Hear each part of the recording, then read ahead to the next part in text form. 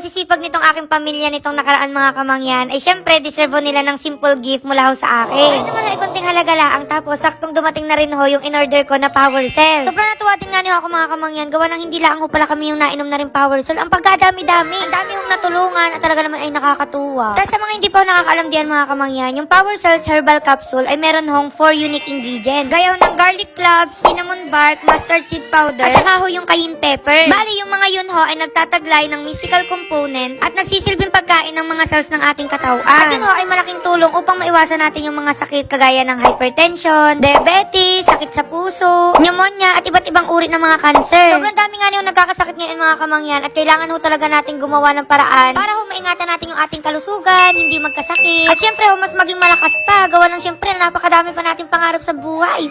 Nagbasa-basa din nga niyo ako ng comment ng nakaraan mga kamangyan at sila na ho yung nagsasabi na ang dami nga niya raw hong benefits na rin. Sabi rin ho